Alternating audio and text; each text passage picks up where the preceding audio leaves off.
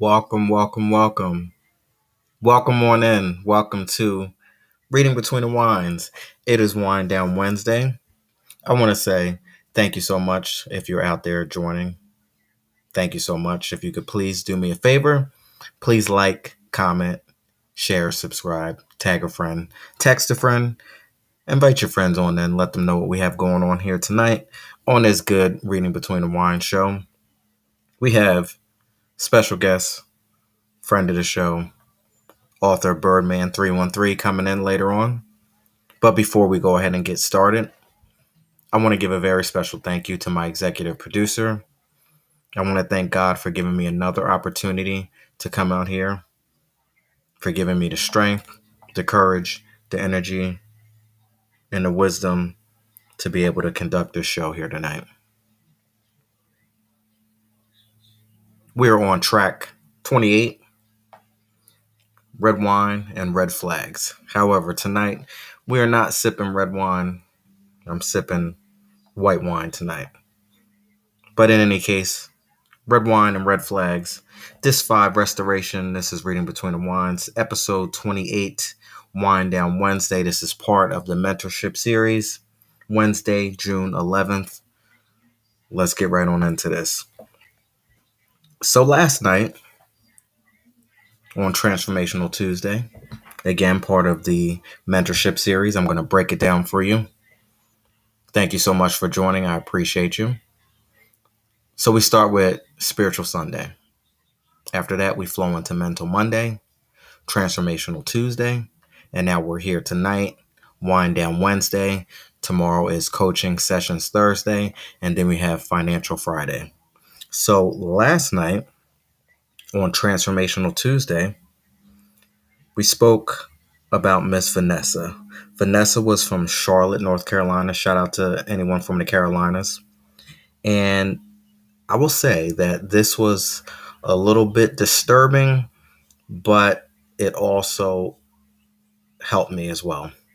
Because Vanessa's situation, 36-year-old single mother of two from Charlotte, North Carolina, she works in customer service and she has a part-time job, another side hustle, raising two kids on her own. But whenever she feels a certain way, she binge eats. And not to also mention that she spends approximately about $25 a day on food.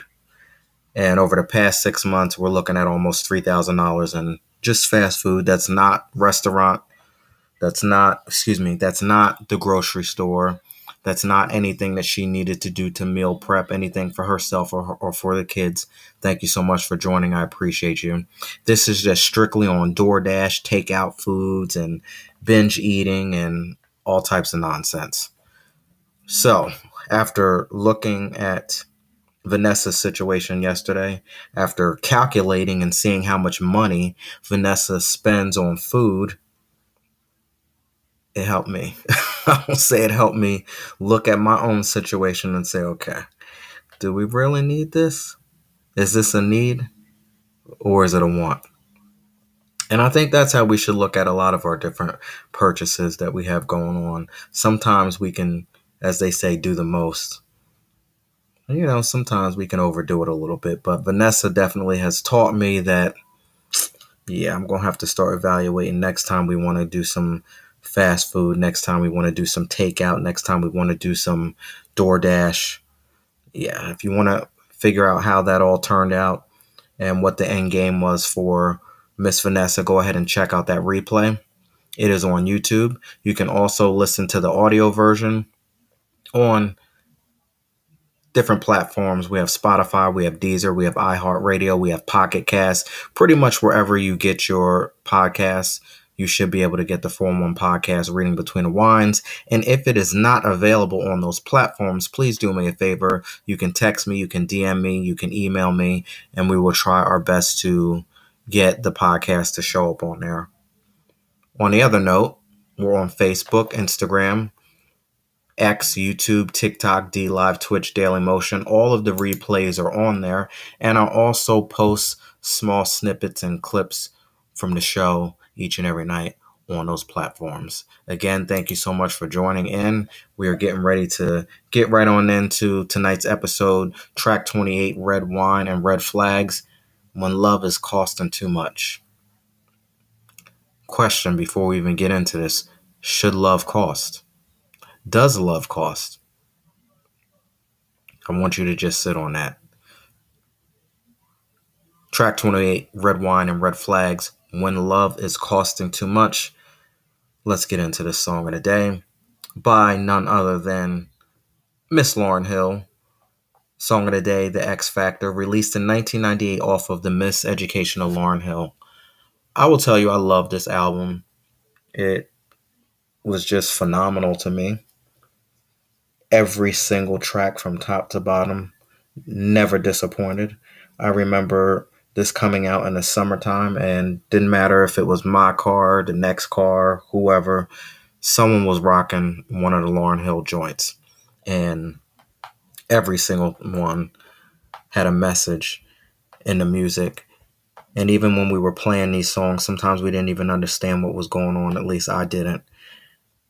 But we were just hooked on hip hop beats and, Lauryn doing her thing. But the message behind a lot of these tracks still resonate today, and it's amazing. And little did I know that I was caught up in the X Factor and didn't even know it. So Lauryn starts off as, it could all be so simple, but you rather make it hard. Loving you was like a battle, and we both end up with scars. Now I'm going to stop right there. Again, the track starts off like that. Is it really love if we have to battle and we have to fight? And what type of love is it when we both ending up with scars? And it's one thing to go back and forth and try to determine and figure out which one is more worse, I would say, if we want to use that terminology when it comes to emotional scars, physical scars. I've heard people go back and forth as far as what they would rather have, what they would rather put up with, what they did put up with, what they're not going to put up with. But let's just say today that if it has to be a fight, is that love? And remember when I asked you, does love cost? Should love cost? And this is one thing that I'm going to say. After all that I have been through, after all that I have put people through, you're going to pay one way or the other. You're going to pay emotionally. You may pay physically. And in some cases, as we speak about tonight, and I don't know who I'm speaking to, but I can only speak from experience. Sometimes we pay financially. When we get wrapped up and trapped up into situations and relationships that we know full well that we don't belong in, we pay spiritually. And sometimes that could be very devastating. I want to say thank you so much for joining. I appreciate you. We're getting ready to get into this here. We're on Song of the Day, X Factor by Lauryn Hill, breaking this thing down here. Loving you, sometimes that's the problem when you want to love somebody, because in reality, you weren't loving yourself, and that's why we get all hurt up. And I'm sure you've all heard the term hurt people, hurt people. But before people hurt others, they hurt themselves. Right now, as we're sitting here, you're listening, whatever you have going on, this is a crucial moment in the world, period. I just want to keep it real. Some of us will just go through this moment in time and we won't even realize what we have going on and what's happening right in front of us. But I strongly urge, for those of you who might get this, take this time to evaluate your life and check the baggage that you have. And maybe it's time to get rid of some things. You might have thought about it before. You might have contemplated. You might have said yes. You might have said no. I'm unsure. Check your baggage. This might be an opportunity that could be a very life changing situation for you. It might be time to lighten your load a little bit. We can't continue to carry emotional, mental, and a financial baggage from previous relationships. As my mentor says, sometimes we go through these things in life because of the things that we were brought up on as children, the things that we were learned. And she says we learn things, but we can also unlearn. We invite people into our environment and we take on other people's nonsense that we probably shouldn't have been taking it on in the first place. But just as much as you invited this nonsense into your world, you can uninvite. We can subscribe to certain situations that don't serve us, but we also can unsubscribe. We can like and we can unlike. See, detachment is key, especially when we are dealing with individuals who don't know who they are. You might think that you know who you are, but if you really knew who you were, you wouldn't sign up for anything that's disrespectful, anything that's depleting, anything that is moving you in the wrong direction, whether it be spiritually, mentally, physically, or financially. Remember, when you don't know who you are, others can sense that and they might could take advantage of a situation. And sometimes that situation is you. And they will pick you up and they will try to shape you and mold you and bend you and twist you into the person that they want you to become. And then all of a sudden you wake up one day and you realize, this is not what I signed up for. This is not me. Why am I going here? Why am I doing this? Why am I doing that? The law of detachment. Know who you are. Everything starts with self. It's time to align with people who are going to serve us on all aspects, spiritually, mentally, physically, and financially. We can't be the smartest people in the room at all times. If you're the smartest person in the room at all times and you keep showing up and everyone's coming to you and everyone's looking to you to be the answer, and you're constantly giving, giving, giving, and as Miss Lauryn Hill says, where's the reciprocity? And you don't see that happening, and you don't feel that you are getting the proper ROI, return on your investment, it might be time for a change. Track 28, Red Wine and Red Flags, When Love is Costing Too Much. Song of the Day, The X Factor, by none other than Miss Lauryn Hill, released in 1998 off of the X Factor album. Now, thank you so much for joining. I appreciate y'all. We getting ready to light things up here on Reading Between the Wines. We have special guest author Birdman 313 coming in. We also have such a great conversation when he comes through. And I'm sampling tonight Shaman White from Valenzano Winery. I did some wine tasting this past weekend and I picked up this bottle of wine.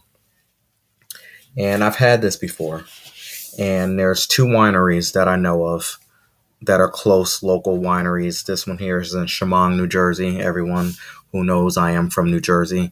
I talk a lot of smack sometimes about New Jersey, but this is one wine that I absolutely love. And Valenzano Winery has everything I need when it comes to this wine and this grape. We're talking about the Niagara grape tonight. And also Cream Ridge Winery. They have a couple wines too. I believe it's two, a red one and a white one that they use the Niagara grape as well. And theirs is called Almond Berry. I'm going to definitely have to get that and sample that here on this show. But wow, I love it. I love this grape. We're looking at 12% alcohol volume tonight. So we all know what's getting ready to go down tonight. Chemung White from the Valenzano Winery. The average price of this wine is about $11.99 per bottle. You have about 3.7 out of 5 stars. And again, this is from the Valenzano Winery, located in Chemung, New Jersey. It's made with the Niagara grape. It has that distinct aftertaste. I can't describe it, but it has that distinct aftertaste, and it's just amazing. This is one of the wines where I sample it and I leave it alone.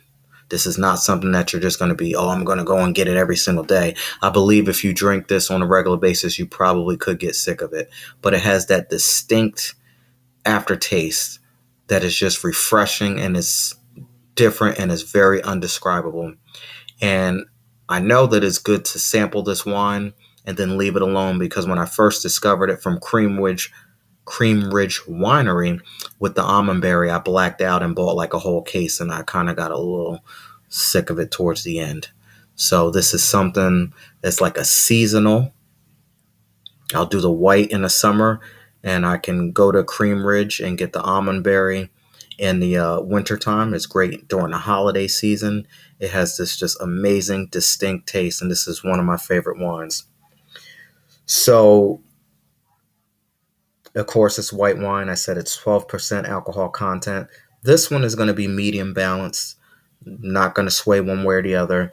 Again, we have another, I want to say, semi sweet wine that the reviews are saying that it's dry, leans more to the drier side. But we'll test it and see. It's been a minute since I've had this. Medium balance between soft and acidity. So we're not going to have one swing either to the left or to the right. It's pretty much right down the middle. Fruit notes of apple and peach. This pairs well with shellfish, rich fish, which I can understand this. This was probably so delicious with like some sushi, but they're saying salmon and tuna. Appetizers, snacks, and lean fish. One of the review, I don't even see. Listen, I didn't even sip anything yet. I did take a little nap before the show, but I didn't sip anything yet. But one of the reviews, I can't get my R's out, says a bit drier than expected. Has a bit of an aftertaste, which I spoke about earlier. Nowhere near as sweet as we thought. So this specific individual is saying that it's more drier. Sorry, Valenzano, but not on our repeat list. And I completely disagree. This is on my repeat list, and I will continue to sample this time and time again. And the bottle says, with the flavors of fresh grapes and ripe peaches, Chemung White is light, fruity, and easy to drink with a foxy, semi-sweet finish. There you go. So that would describe the aftertaste of foxy, semi-sweet finish. I never thought of it that way. Keeping the garden state green and growing from generating a portion of our own electricity to unmatched composting and recycling programs to sourcing local grapes and fruits. Valenzano proudly nurtures our passion. 1% of people they're giving us their satisfaction guarantee, which I'll read that. It says 1% of people are happy being unhappy. That's deep.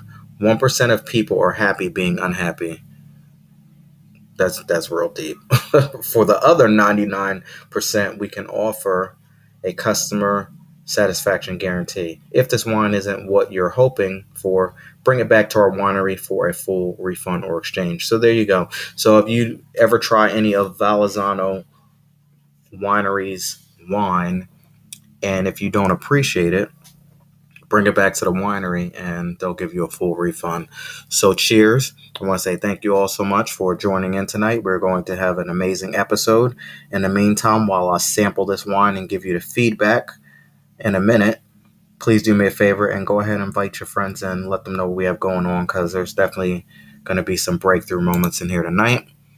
And we're going to bring my friend Mr. Birdman 313 up. So I want to say cheers for another episode of Reading Between the Wines.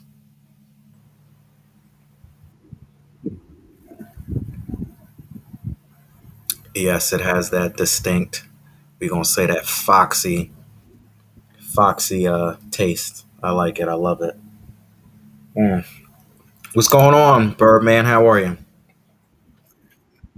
Hey, how's it going, man? It's going. It's going. It's 85 degrees here. I like it.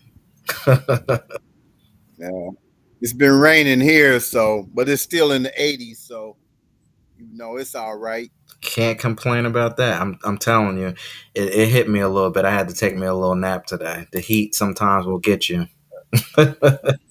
Oh yeah, oh yeah, oh yeah.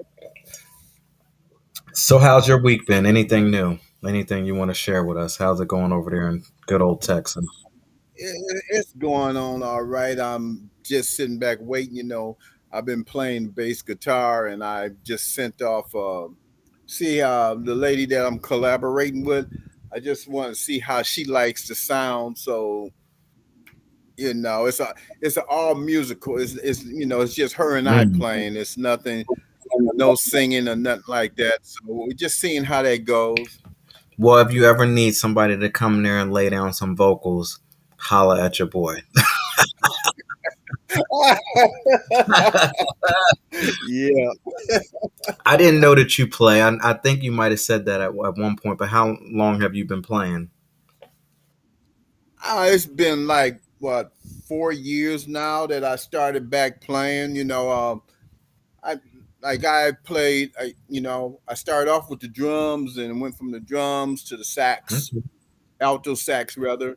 Then went from the alto sax to the organ, from the organ to the piano. Then I just took a break from it because um uh, it was just I there was some issues that came up between me and the music teacher, and I just walked away from it for a while. Now, after what 30, 40 years, I decided to pick up another instrument. So I said it was going to be the bass guitar because I always wanted to Mhm. play that, and my parents couldn't afford to get it for me. So I finally got me. Well, I got three of them now. But I finally got me a bass guitar, and me and one of my friends, he was my teacher. He was teaching me till he got sick. So now I just been like really just working, self learning myself. Yeah, that's awesome. I'm gonna get over my instruments, if that even makes sense. Trauma, but I always wanted to play an instrument and I never did. But I'm old enough now as an adult that I can't hold on to that stuff. I can just get up and go ahead and do it. But um, I've, what would you recommend would be the best thing to start? Because I've always heard that if you learn how to play the piano, I've heard everything else comes that much easier. Yeah, but see, like I said, I started off with the drums because my dad played the drums. But yeah, I've always heard that too. If you can play the piano, you can play almost any instrument. Mm, And I know, it's like I known some of the greats. That's what I didn't even realize. Even the great songwriters, they play the piano, and that's how they get their words. I think that we might have lost him. You still there?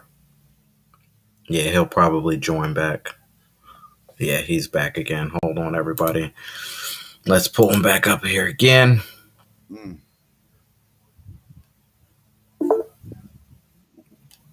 We lost you for a minute. Okay, I was saying that piano is the best. That's what Lionel Richie. That's how he writes all his music. He starts off. He gets on the piano, and that's how Mm, he comes up with his. It's a lot of them that do that. right. That's how they create. They get their words going, and then they get on the piano and they get a little beat going, and then they'll bring the other instruments in. Yeah, I feel that if I knew how to play an instrument at the time when I wanted to, I think that my life would have been different today. Who knows? That's just Oh what I yeah, feel. I say that all the time, but even though I never wanted to perform live, all I wanted to do was write, and that didn't happen. A bunch of my stuff I know got stolen. Oh, I shouldn't say stolen, but yeah, I sent a lot of lyrics in and never heard back from anybody. So Mm. Well, you're playing it now, and like I said, I yeah, can get over my nonsense, and I can just go ahead and Learn how to play something. Oh yeah, it's Now, really just a pastime. I'm not trying to really play for nobody. It's just a pastime thing for me. yeah, that's a good Stevie song, right? I think he has something called "Pastime Paradise." Yes, yes, yes. When I don't feel like writing a poem or working on a video, I'll just go to the back room, put some music on, and hey, just start plucking away, as I call it. Mm-hmm. Mm-hmm. Now, since we on music and we gonna get on with the show, but Sly from Sly and the Family Stone passed away. Did you hear about that? Yeah, man, that brought back a lot of memories. Cause again, my dad, like I said, he played the drums, and when I was playing the sax, we would actually play some of his tunes together at the Mm. house. And that brought back, man, Sly was that was my boy there. I used to love his music, man. I don't know too much. I didn't listen to too much. Of course, we know I know the song "Family Affair," of course, and then there Uh-huh. was a couple other ones out there too. That I'm probably not doing any justice here, but um, I I know want there to take was. it higher. Oh yeah, yeah, yeah. And then that's not the one that I was thinking of. There's another one I can't even think of it, but yeah. But in any case, I just wanted to, see how you felt about that. Oh yeah, because see, that's why when I heard Sly, and then I found out who the bass player was, I always wanted to play a bass guitar like that, Larry Graham. Mm, So I that's why I used to love listening to Larry Graham in the background on that bass. mm, yeah, love that bass. Love all of that. That's Love. Drake's uncle, Larry Graham. Oh, see, now it makes sense now that you said that. Okay, Yeah, I didn't know that. yeah, They truly say that it's a small world, huh? You never know. yeah. That's true. That's true. Alrighty, well, I got this book here tonight, and this one is called "The Great Investment: Faith, Family, and Finance" by T.D. Jakes. So now, let's see here what we got here tonight. We can go from one to one. Let's just say 194. 1 to 194. What you got for me? I got 19. 19. Any reason why you picked number 19 tonight? Yeah, my better half, her birthday is June 19th. So Coming up soon. yes. So like I said, the numbers I'm picking is mostly just from the family. All right, all right. Let's see what we got here.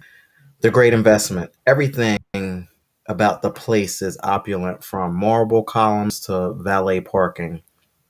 Only the best for this church and preacher, unlike his.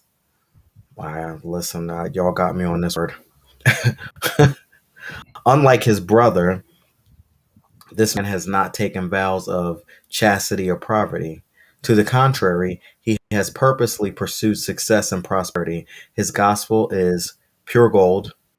Sure, good news to the poor is a part of the gospel, but it is not all of it. His success does not offend me if it ultimately leads others to a deeper and richer life, if he mentors others spiritually and economically. Now, they have, okay, I'm going to move on to that part. Excuse me, I'll read that part again. His success does not offend me if it ultimately leads others to a deeper and richer life, if he mentors others spiritually and economically. Is our preacher friend wrong to teach the poor about the blessings of God? No, of course not. It is a part of the message, but it is not the entire message. He has forgotten the teachings of salvation and the cross and discarded them as not being progressive. He is primarily interested in how much he can grasp in here and now. He is a far cry from monastery. He is a far cry from the monastery we just left. He is married, his wife and his children are stretched out in the first row of the upholstered oak pew. Obviously, this is a conversation about a pastor. He owns more than the cloak on his back. So, of course, we just went to page 19 in this. And what I got from this is that this specific pastor is teaching people about finance and prosperity. And what I'll say about this is a lot of people don't understand that. And hopefully, I have my percentages right. That 75% of the Bible speaks about finance. I might have mentioned this before, but did you know that the Bible has a lot of information as far as how to handle and to operate with money? You with me? Oh yeah, yeah, yeah. Okay, I thought you were just throwing I that know out there you for thought I was still, everybody. yeah, you thought I was still, yeah. Yeah. So, but yeah, that I just found that out this year. Uh huh. I didn't know that the Bible about 75% of the Bible it has to deal with money. Well, I went to a Methodist college, so not by choice. Well, no, it was by choice. Excuse me, it was by choice. You know. Well, no, N- you know what? It wasn't by choice. It was like my parents. They was They like, nope. They wanted me. They nope. You go to this one right here. It's a religious college, and I'm like, oh my goodness. But you know what? I had a great time. now my thing is okay, so they taught you about the Bible from what perspective? Did they teach it as far as how you should conduct yourself as a human being in this world? Or did they give you the ins and outs? Like I said, like 75% of the Bible is about money. Which Ah man, perspective did they come from? Because there's several different angles that you can look at the Bible. believe it or not, man, it was like just going to a regular college. Some of the professors didn't care if you got it or not. You know, you had to take a couple classes. I really didn't get neither. You know, for me, I didn't get nothing about the spiritual life too much, man, unless I talked to somebody on the outside. So Well, that's all I can say about that. I've heard that a lot. I've heard that a lot of pastors and people become preachers and all types of stuff, and they go to I mentioned the type of school. I guess is what monastery or something like that. It was Probably Methodist college I went to. So the different and colleges that they go to, yeah, whatever school you have to become a preacher, pastor, whatever you want to call it, and yet they still don't get the right message. yeah, because I think I will say this, man. About maybe 8% of the men or women that went there is now preaching. Most of them is they ain't even touching it no more. Mm. You know, believe it or not. I know this isn't spiritual Sunday. This is one down No, I Monday. just yeah. But one, and of course, maybe I should have not picked this book here tonight, but I did. Um, I did. I picked this book because I thought it would tie in well. But one thing that I've learned is that this year was the first time in my life that I have ever heard a pastor teach about how to handle money. I've never heard a pastor, preacher, whatever you want to call them, bishop. I've never heard anybody say to the entire church, we need to conduct ourselves differently when it comes to money. We need to be good stewards of our money. We need to make sure that we are handling the blessings that God give us properly. Now, on the other hand, I have sat in many churches. I have seen many people go to church week after week after week, and the pastor has spoke about how everyone needs to give to the church, Yep. how everyone needs to give, give, give. And the message was people aren't giving enough, people aren't doing enough. The Yeah. me- the message that I have to say is make sure that the people are good. Make sure that they understand and know how to handle their finances properly and they get out of debt and they know how to maneuver properly so that they can give to the church the right way. But if people are stuck in debt and they're robbing Peter to pay Paul, swiping here, swiping there, just to feed into the church and they're ignorant and they're blind because they don't realize they're asleep at the wheel, if that makes sense.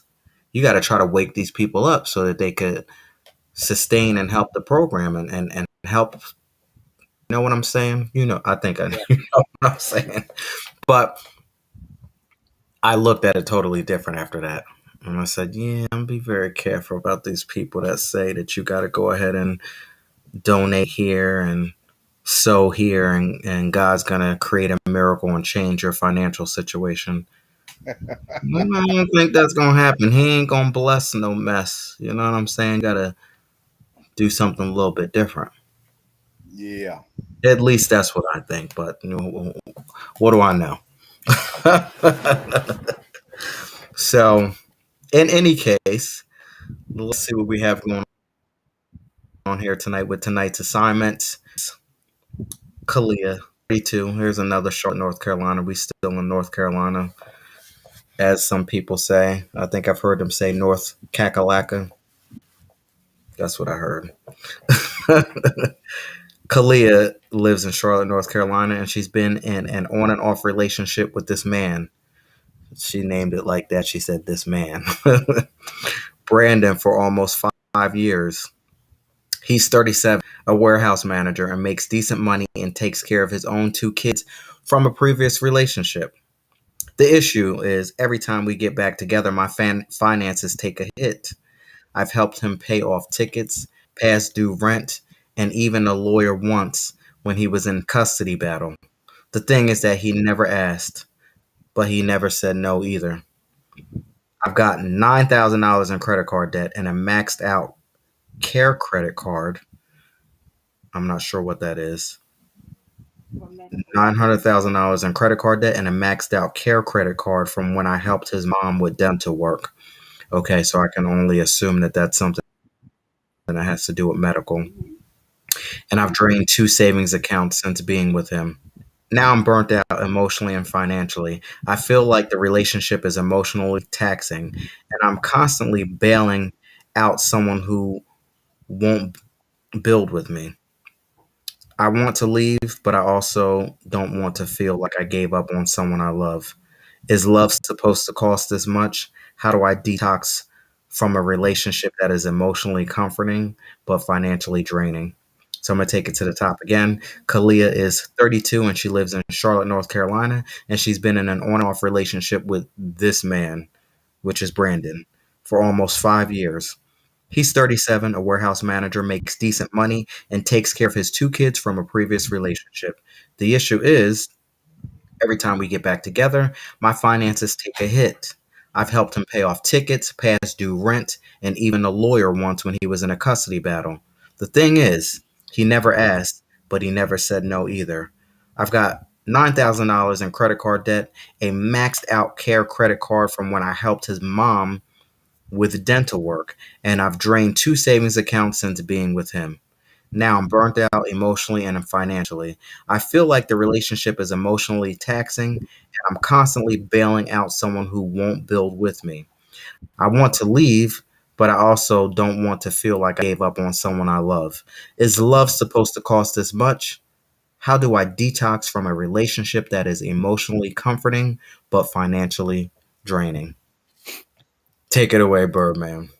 For one, that care credit card, a lot of people having. I have one. It's for dental. But now Okay. you can use it. You can use it at the drugstore when you want to, buy stuff like your meds. You can use it. It's credit. All it is a credit card. But most people get it because I got mine when I started going to the dentist for dental work, and that's how Mhm. most people start off getting it. They go to the dentist, and then they apply for a credit card, and 9 times out of 10 they'll approve you they have to talk to the dental, and they'll tell them how much it's going to cost, and normally they will approve you for that much so you can get worked on. It's good, but Mm, I me I had mixed feelings about this. I'm like, in some ways it's her fault because she keeps going back. Now, if she don't get maxed out when she ain't with him, why she want to go back to him? And it mm, seems like if they're on again, off again, it's almost like she's saying that when he gets straightened out, he takes off and he go and do what he do. But then when he get behind in his bills, oh, he come back to her because he knows she gonna take him. You got some, and this goes for women too.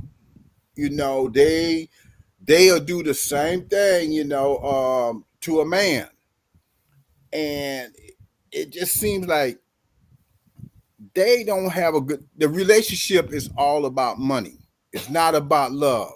That's how I mm. look at it. She's in love, but he's in love with the money and what she can do for him. Wow. Um, And this, because she said he's never asked, he never said yes, he never say no. Well, I mean, hey man, come on. Who gonna say no if somebody is helping you pay your bills? They won't. I mean, come on, that's common sense gonna tell you that. I mean, that's just like somebody just, like I said, she steady getting them out. She has spent this money, and what she is trying to do, it seems like she's trying to buy love. mm, And it seems like also that somewhere when she was growing up, she didn't receive this from her parents. mm, And mm. she's trying to buy love instead of just having a natural love affair. And it just seemed like she's trying, because how much she spent on the mother? Come on, man. What is that? It says a maxed out care credit card. Doesn't even say, Yeah, but the credit card that she fooled around with him was of over $9,000. exactly. And then, like I said, when she broke, what he do? He burns out. Mm, And then when he gets in financial trouble, what he do? He call her back, sweet talker, you know, wine and diner on her money. She don't even realize it's her money that he's wine and dining her with just to get back because he know she gonna pay his bills. oh, wow. Well, I'm gonna break this down here. I'm gonna say that everything starts with self. I always say that, and the only reason why I say that is because I've been in opposite situations where I put somebody before me. So here is another indication of Miss Kalia, and you hit it right on the nail. You said this is something that she learned from her parents. So when we show up like this in the world, best to believe it's something that you've picked up from your parents, one way or the other. Whether it was your mama, whether it was your daddy, how you show up and how you're interacting with the person that you are with, unless you decide to make a change and break a generational curse, is something that you have been taught as a child. And just remember, more is caught than more is taught. So now I'm going to say that again, more is caught than more is taught. You don't have to teach your children anything. They can just watch and show how you maneuvered as an adult and how you made an impression on their life. Now, here, the mother clearly reached out to Kalia, whether she asked or she didn't ask, but that maxed out care credit card lets us know that the mom don't even have her act together. Because if the mom had her act together, she wouldn't need to be reaching out for Kalia to help her. So if the mom is showing up in a world a certain way, how you think the son gonna show up? Exactly. That's exactly what I'm saying, And I'm quite sure the mama, she's pushing it too. Oh, she's a nice girl. Oh, she pay your bill. And he like, okay, he go right back to her, and she probably talking to the mom, and the mom sweet talking her in one ear, and he sweet talking her in the other ear, and she's just totally confused. Mm, And she wants somebody to love her and she thinks by spending money that's doing it. I can see if it happened once, but if it happened once, you break up and you go back, and it happens again, then you break up and you go back. That's on you. Yes, this is deep. This is deep. Yeah, You know, it is. in the name of loving, wanting to be in love, I paid rent for somebody one time. Mama, I paid mama's rent one time. I get it. Listen, Kalia, I get it. It ain't good. Now, what happened? The mom shows up one way. How you think the children gonna show up? And I'm gonna tell you this: that the mom is very important because Yeah, however the mom shows up, the children gonna show up because before the child even knows who God is, they know who mom is because that's where they came from. right. So I'm gonna I'm all over the place tonight, but that's okay. We're gonna wrap this thing up the right way. When you don't know who you are, and I said this in the beginning, people can sense that and they'll pick that up when you don't know who you are, and they'll Exactly. bend you and shape you and mold you into the person that they want you to be. Now, if Kalia knew who she was from day one, she would not put up with this. Anybody who knows who they are, they're not going to put up with this type of stuff. So, if anybody out there is listening that has been through this type of scenario, trying to get out of this scenario, I pray to God that you're not stepping into this scenario. Pay close attention. I don't know who I'm speaking to. I'm only speaking from experience because I have been there before. You hit it on the nail when you said trying to buy love. When you don't even know what love is, you will do simple things like trying to buy love. And you can't buy love. Not at all. The, go ahead. No, I said not. No, I just said not at all. They said it's you can't buy love with money. I mean, money's good to have, but you can't buy love at all. Or you can, and this is a saying I learned, and I learned this from one of my sons, man, when he told me something that his mother said, and I thought about it, and I was like, okay. He said, Mama taught us if you catch a sucker, bump his head. Keep bumping his head until he gets enough. And I thought about that, and I'm like, I got you now. you know, Mm. I understood. Wait, I understood. I said, so this is what she teaching you. He said, yep. Like, okay. say it. Let me understand this. Say it again. If you catch a sucker, do If what? if you catch a sucker, you bump his head. You bump his head until he get enough. That means if you catch a sucker that's gonna do these things for you, you keep using them until that person gets tired and walk away. Oh, that's a mess. You know that reminds me of that song by Bill Withers. Use Yeah, me until you use me up. yeah, Oh hell no! When I heard that, I turned that. I like the beat. I like, and I'm sitting there jamming to it, and then all of a sudden, I started repeating the words. And when I knew what I was saying, I said, "Oh hell no, we're gonna turn this off. I'll just take the instrumental version. I'm not saying that and speaking none of that into the universe." Oh. yes, yes. And I'm like, you know what? Okay. I said, she really teaching you that? Yep. I'm like, okay, Yeah, okay. yeah, yeah. So, like I said, this woman here don't don't know what it is. I mean, it don't sound like they have any kids. So why she keep going back to it? If she's doing all right without him, why is she going back to get with him? So she down, and like I said, she put that on herself. I Yeah, can see if it happened once, maybe twice, but don't keep letting it happen and keep talking about it, because all you doing is just letting people know that you can be used easily.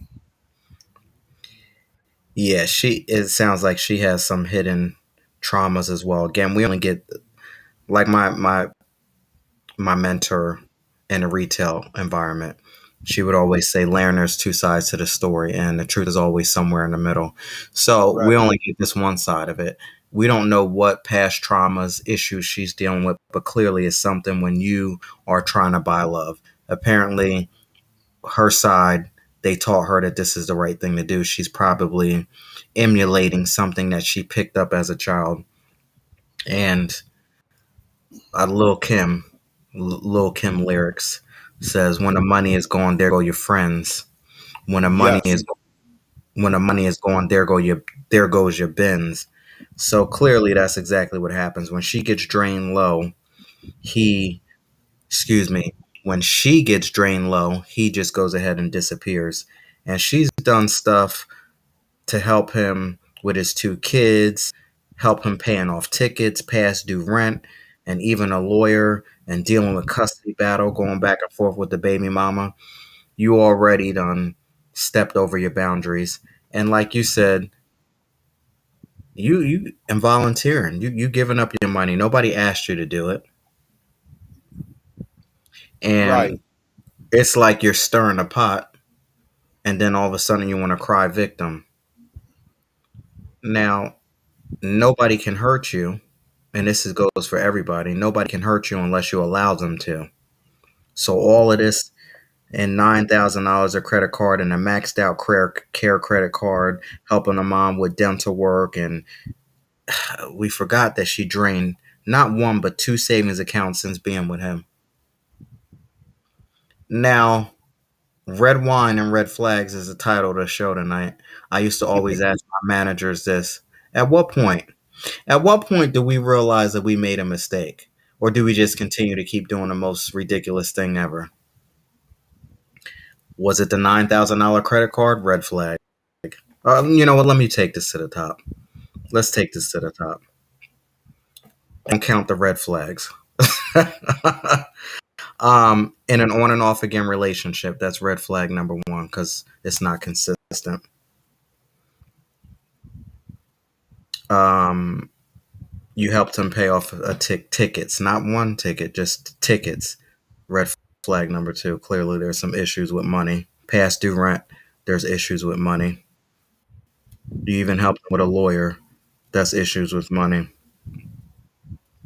Um, $9,000 credit card.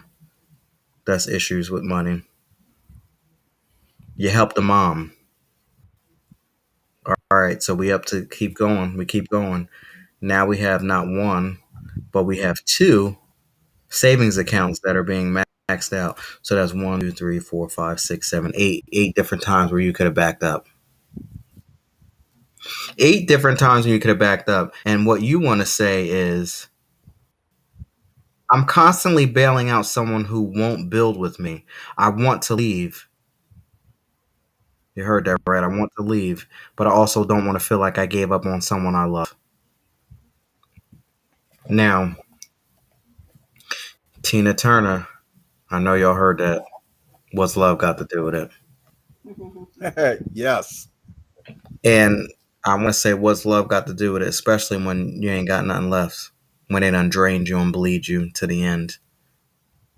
And I spoke about this before. The same people that we sit here and try to bail out and try to help out and try to pull people up, they could care less about you today or tomorrow. What you gonna do when they turn around and do the 180 on you?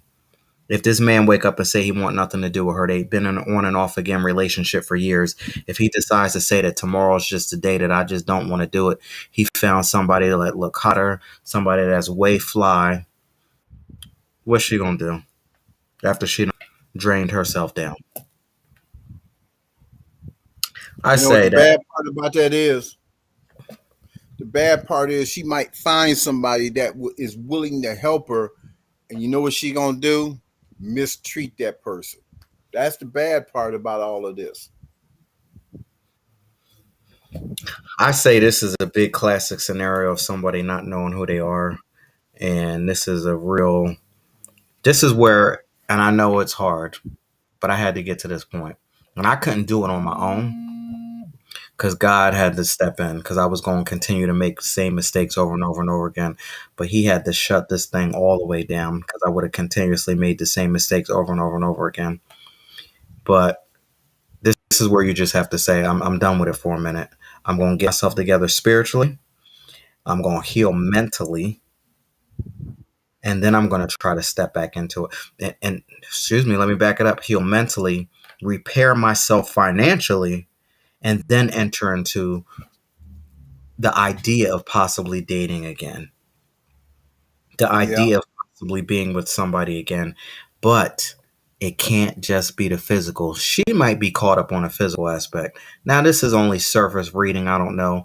But my mentor says stay out of the bedroom, because when you're in the bedroom, your mind gets distorted and you just be focused on that one thing. And even that one thing, after a while, that's going to get a little boring and dull, and you're going to be wanting to look at the next person too. And that's when you might start to wake up a little bit. But all that bedroom action can keep you distorted for enough time to drain these bank accounts and go into a financial situation. So that should not be the only thing that you focus on. Can somebody meet you spiritually?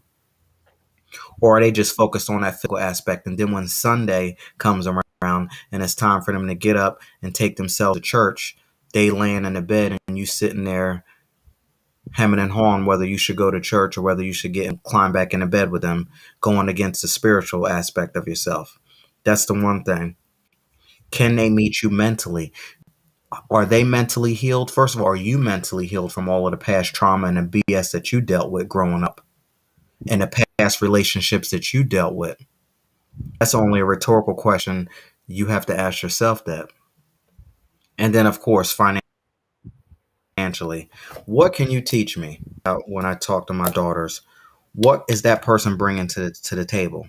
Because listen, you can't be the smartest person in the room. Remember, I was the smartest person in the room. And what happened? You can't constantly be giving out and not having somebody pour into you. So, can somebody go toe to toe and teach you something, or are you trying to pull somebody up and try to help them get their finances together? I say it has to come from all different realms. And it sounds like Kalia needs to take a step back. She does not love herself. This is a classic example of someone who does not love themselves and they don't know it. They don't know what love is. And they're sitting here trying to find it in somebody else when in reality, everything starts with self and they need to take a step back, because this guy's going to do her in, and he ain't for her. Looking at this letter, he ain't for her. That is so true. You know, I mean, I know the one thing, and I hear this a lot, is when you're in high school, they need to start teaching people about money, the value of money. Oh, And some people learn from the streets. And it sounds like this guy here has learned the street pimp game, and that's all he doing to this woman. To me, you that's how I look at it. you You said know, something. Go ahead. No, no, go ahead. I'm sorry. Go ahead.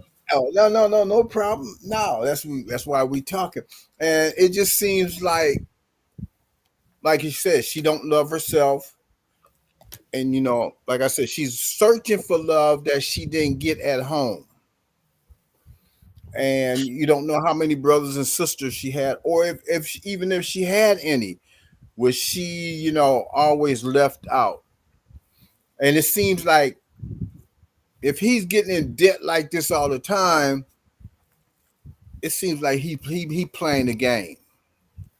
You know, and I wouldn't be surprised if old dude didn't have a bank account somewhere else that she didn't know about, and she thinking she's paying all this because he's telling her this, but he got a little bank account on the side, and he's putting his money in there. And You that's know, all that is. The street that is street game right there. and I love it too. I appreciate that. I would tell you here, never underestimate your opponent. I learned that the hard way. Never underestimate your opponent. You get all wrapped up and trapped up. You're Yeah, hurt, all wrapped up and trapped up, and you want to call that love. And meanwhile, the other person is doing you in on the other end, and you staying loyal to somebody who ain't even loyal to you. First of all, you ain't even loyal to yourself, because if you were, you would not put up with this, and you would be able to see the 1, 2, 3, 4, 5, 6, 7, 8 red flags before we even got into this. Now, one thing that you said, we'll see how many views we get off of this one after going in, but you said schools should teach about money, and there's a reason why they don't. There's a reason why they don't teach about money, and it's all a part of the game. And me as a financial coach, if they taught about money, then financial coaches, financial advisors, financial therapists, there would be no need for that. I mean, it probably would, but it wouldn't be a high demand for it. The reason why there's a high demand for coaches, therapists, and money is because they don't teach financial literacy. It's done on purpose. It's done on purpose to keep individuals stuck in the system. Because if everyone knew how to handle money properly, the entire system and entire world would, the code would be broken. So that's exactly why this stuff is hidden, and they don't teach financial literacy, and majority of Americans are financially illiterate. Yeah. Yeah. And again, like I said, the powers that be, they may not like what we say here, and it is what it is. And a lot of things get hidden, and we're just going to leave it at that. But that's the reason why. And we are taught to be slaves in the system, slaves in the game, because in order to make the world go round, they need to generate more slaves. And what we consider school, what we consider going to get an education, they're basically teaching and brainwashing children each and every day how to become slaves instead of how to work for themselves, how to be entrepreneurs, how to do something different. We get caught up in a matrix, and we spend money on certificates and degrees and all of these extra things, and we end up with student loan debt and this and that, the next the other. We can't get the job that we were supposed to get from going to school for all of these years, and now what we have to do is enter into the matrix and do a job that we never signed up for and pay off all of this crazy credit card debt. And oh, by the way, in the midst of us paying off all of this, I said credit card debt, but I meant to say student loan debt.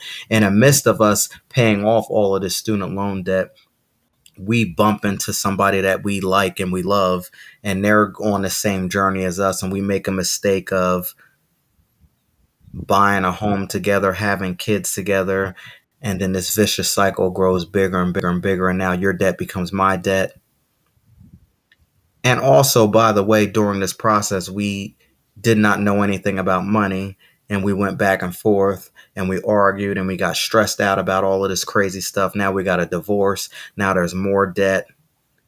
Oh, and by the way, in the midst of this, of us getting that house, we want to have the flyest thing, like cars and jewelry and all this stuff, because the next door neighbors got the same. So you see how this same thing works? Never thought about it like that, but yes. Yeah, that makes a lot of sense. Makes a I lot mean, of and I sense. can keep going on and on and on, but yes, that's exactly why this Yes. thing works that way. Jeez.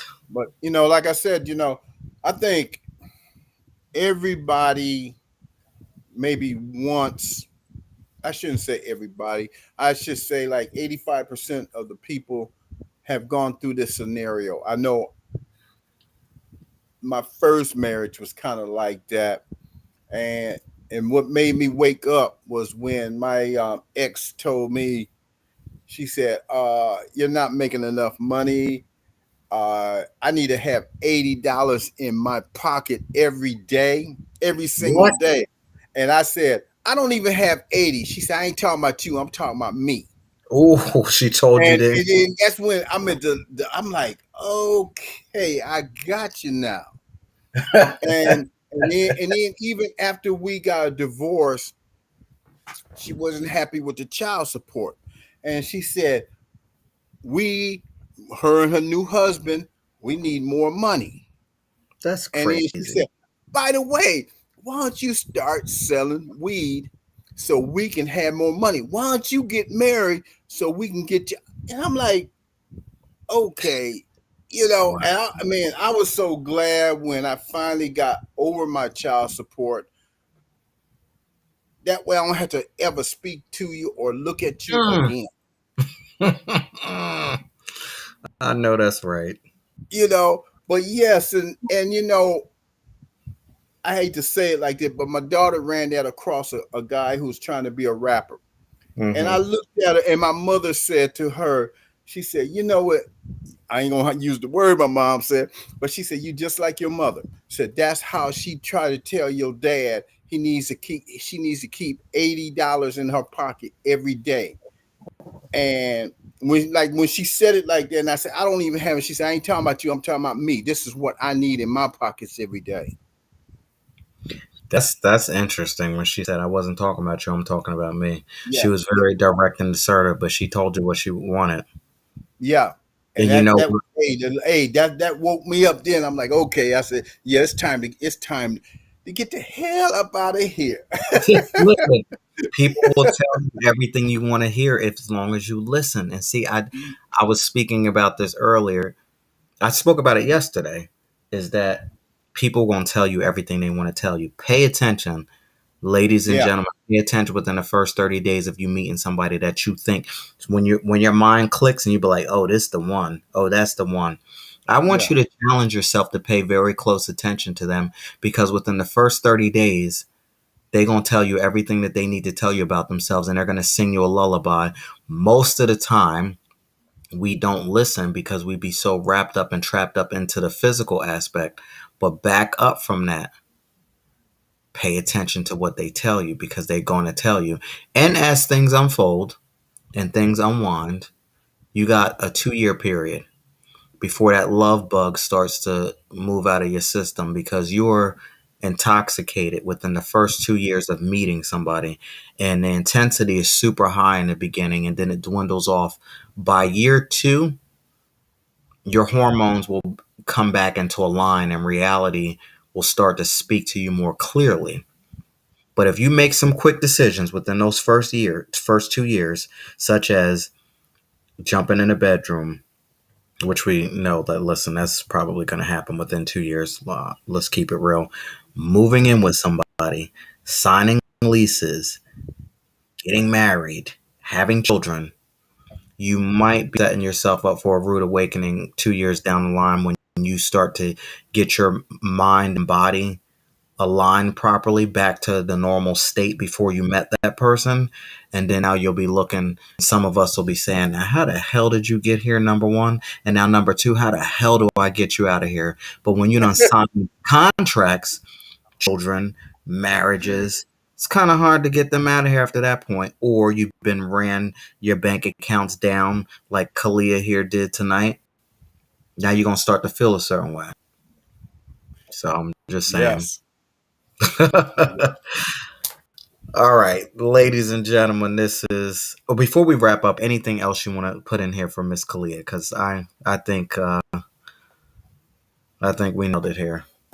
She just need to step back and look at it from a view that we can see it at, and she'll understand that how she's been used. And that's all, that's all I can say to her. You got to step back, step away, and within the first 3 months it's going to probably be hard. When she get to the 6 months, she going to say, oh man, why did it take me so long to walk away? I know why that's it right. take me, why did it take me why did it take me so long to really see the light? And then, hey, when the old boy try to come back, it ain't gonna be no coming back. Yeah, that is so profound. When you get ready to break free in the beginning, you feel like it's so hard, like your world's going to come crashing to an end. That's because, again, you don't know who you are. You still don't know your value at that moment. But once you step into that and you start to look back, I want you to remember this situation. I want you to remember how you felt Yes. because that will help you make better decisions in the future going forward. Now, Les Brown, motivational speaker, he has a quote and he dropped it down like this saying that sometimes we can't see what's going on. You can't see the picture when you're inside the frame. Right. So I know you can't see what's going on, but of course, that's why you wrote in here. And we're here to, you know, give it to you our spin. I can't give you any advice. The only thing that we're doing is giving you our opinion. Like if I was in your shoes, this is what I would do. So, but you can't see the picture. Sometimes you can't see the picture when you're in the frame. Wow. Ladies and gentlemen, we're getting ready to get into the next segment of the show. This is Burning Questions. You can reach out and let us know how you feel about the show tonight, how you feel about the burning questions. Phone number is 609-200-1098. That is the official 411 podcast reading between the wines hotline. Again, that number is 609-200-1098. Holla at your boy. Let me know how you feel about tonight's segment. You can also email me at info@larengaines.com. You can submit your scenarios, anything that you feel that you'd like me to cover and discuss here on the show. Go ahead and reach out to me, DM me on any of my social media platforms, and maybe we will help you out here by dissecting your specific scenario. Burning question for tonight. How do you emotionally detach from someone who feels like home but keeps making you homeless inside your own life? How do you Hmm. emotionally detach from someone who feels like home, feels like safe, feels like home, but keeps making you homeless inside your own life? Take it away. Ooh, that's like I said, we all been through it. You just got to step back and you got to value yourself. You got to look at yourself and just find something else to do. And I think that's the biggest problem where people don't find nothing to do. Like for me, because I was always writing, that helped me. Writing and listening to music helped me out to really just say, "Hey, it's over with. This is a new time." So that's why I had to tell people, man. It's just it's not. I ain't gonna tell you it's easy because it's not. But you have to find something that will take your mind off of the situation and just say, "Hey," and look at it and say, "I'm better off being by myself than I am with you."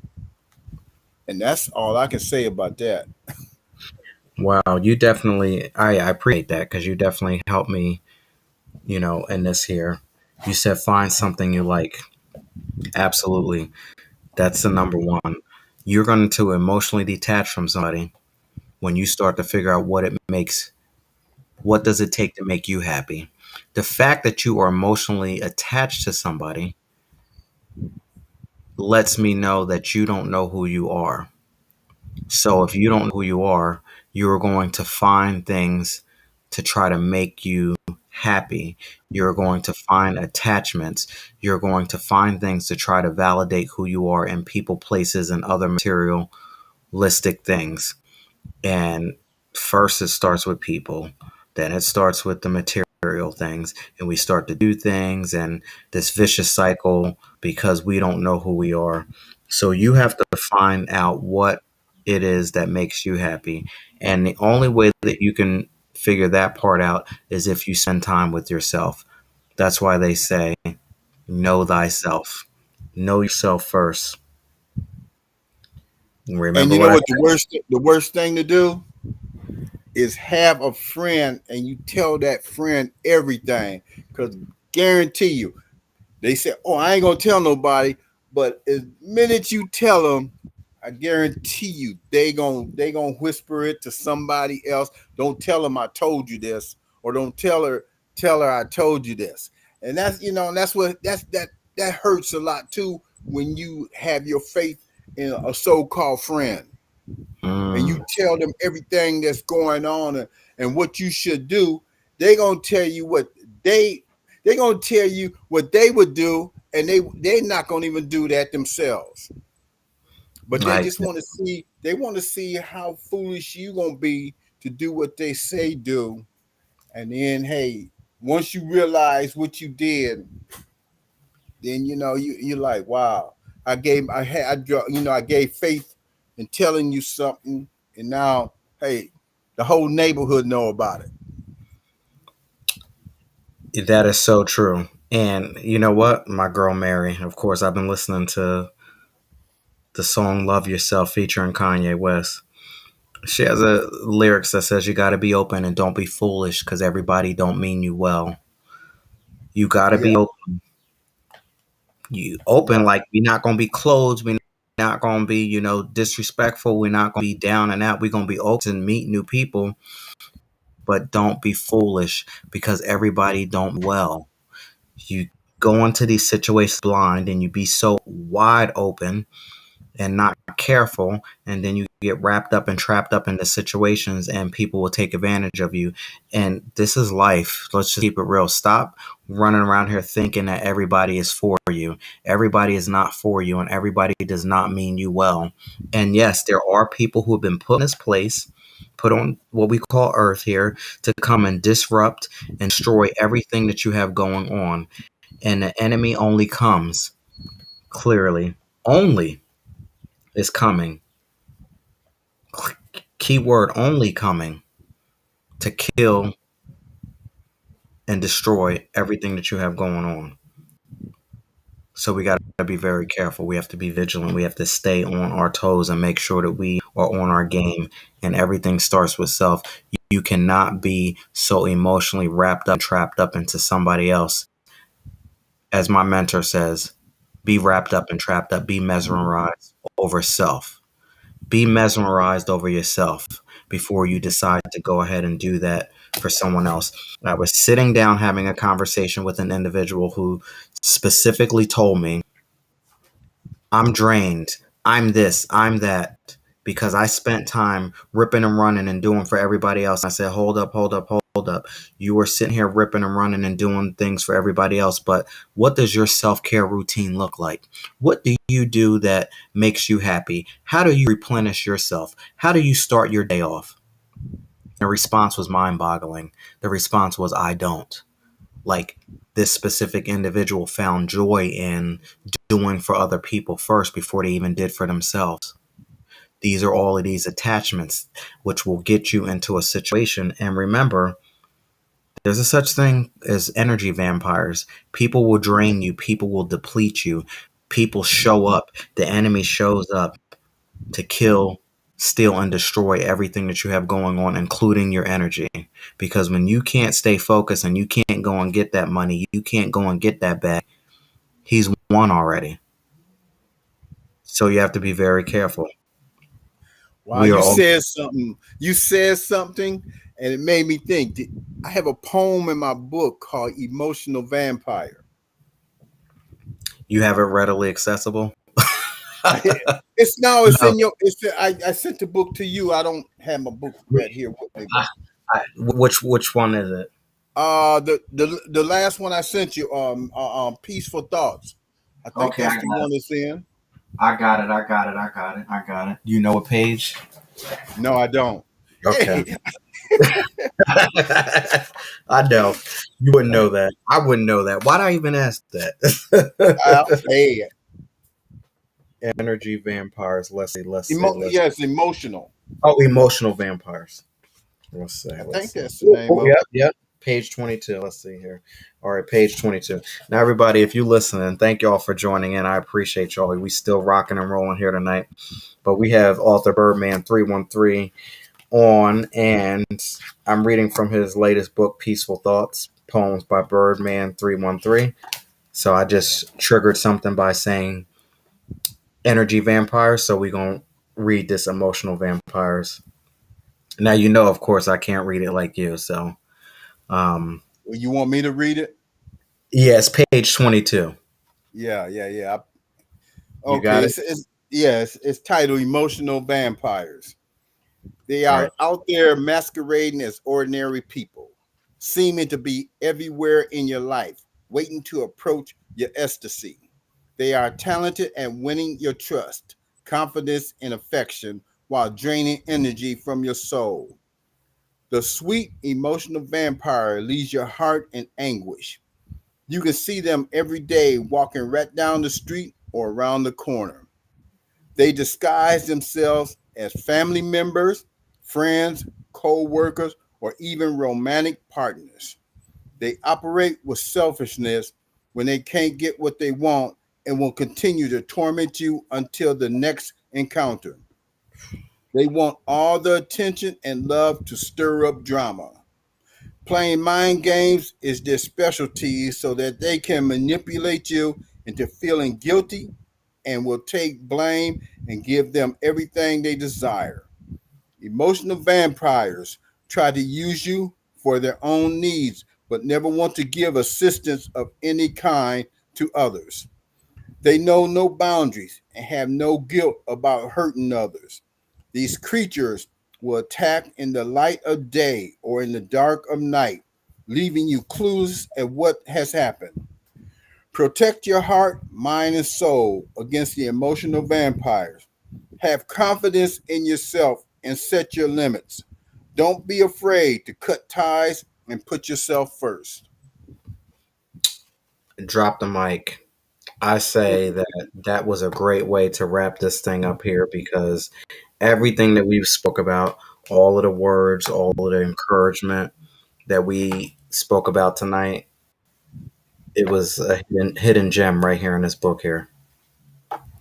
Mm. You listen, y'all need to get this book because everything we spoke about, all up in here, all up in this one poem right here. A lot was said in this poem here. And that's the first time I have ever read it. I haven't read it anywhere else because when I go to open mic, a lot of times I try to get the feel of what people doing. I really don't like to go first because I like to get the feel of the crowd.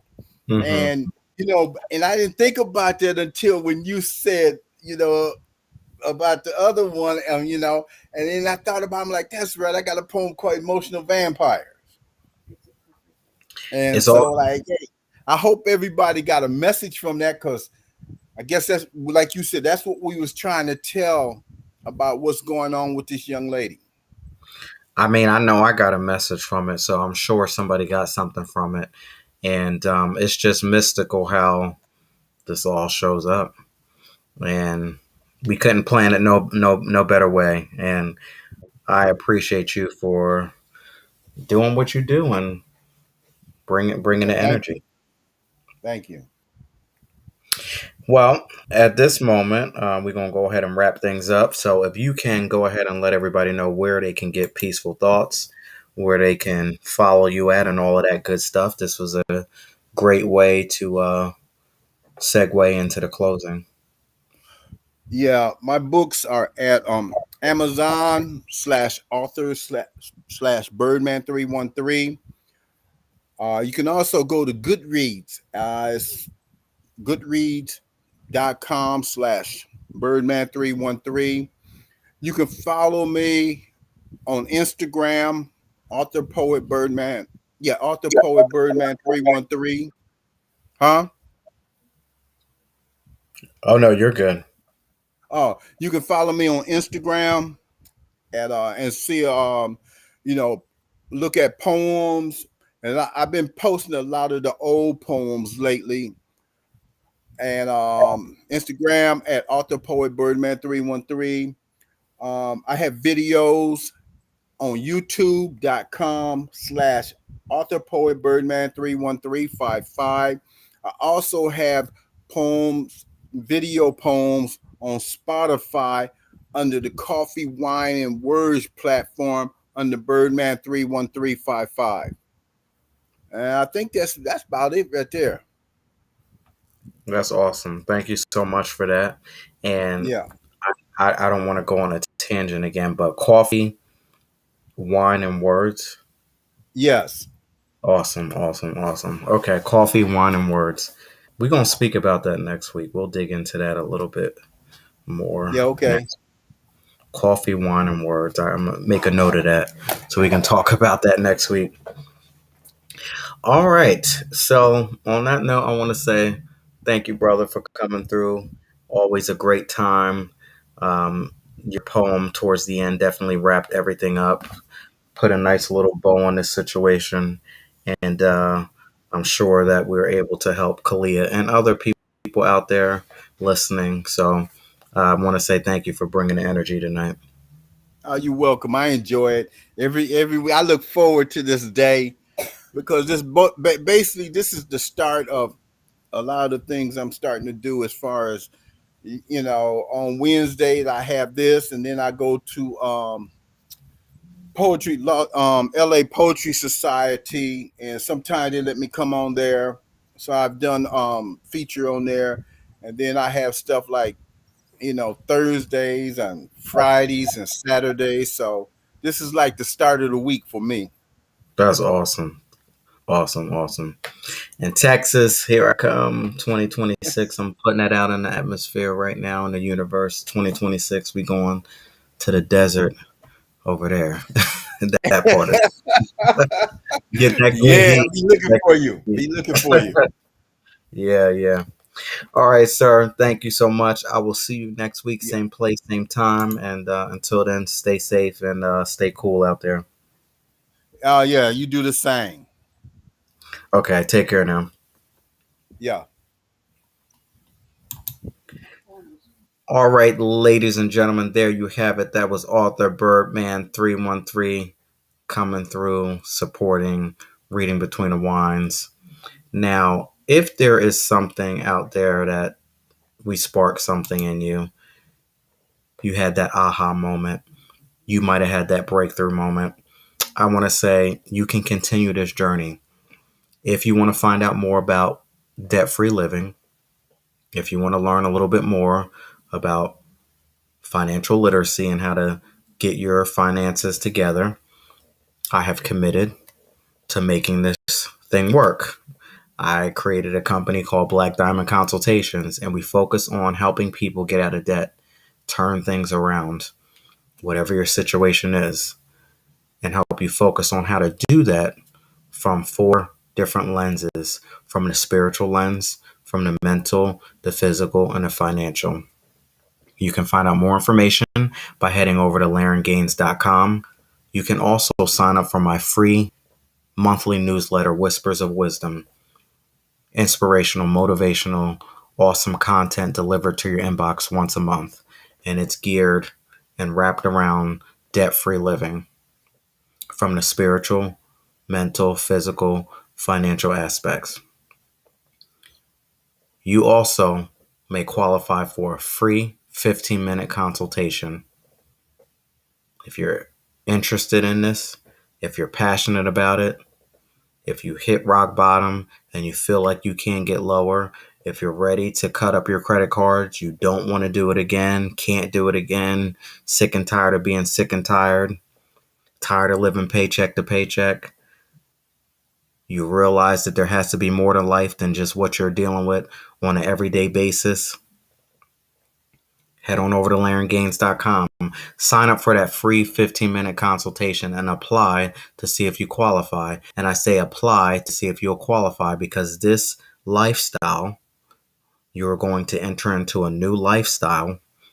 You have committed to changing your life. You are sick of the old. You want the new. This lifestyle and this way of life is not for everybody. Everybody is not invited to the party. So apply to see if you qualify. And during that process, we can see if we can work together on something that I developed, which is called the coaching sessions. And we will coach you and help develop you into your new debt free living. Again, all of that information is at LaurenGaines.com. And I also want to make a note of what we have going on here on a 401 podcast, Reading Between the Wines. We have Spiritual Sunday, Mental Monday, Transformational Tuesday, Wind Down Wednesday, coaching sessions Thursdays, and Financial Fridays. So if you come back, stick around, head on over to Facebook, head on over to Instagram, X, YouTube, TikTok, D Live, Twitch, Daily Motion, Spotify, Deezer, however, wherever, iHeartRadio. Thank you so much. Thank you all for sticking around and hanging around as long as you did tonight. I appreciate that. Find out whatever platform works best for you. Find out which one works for you. Come back. Hang out with us.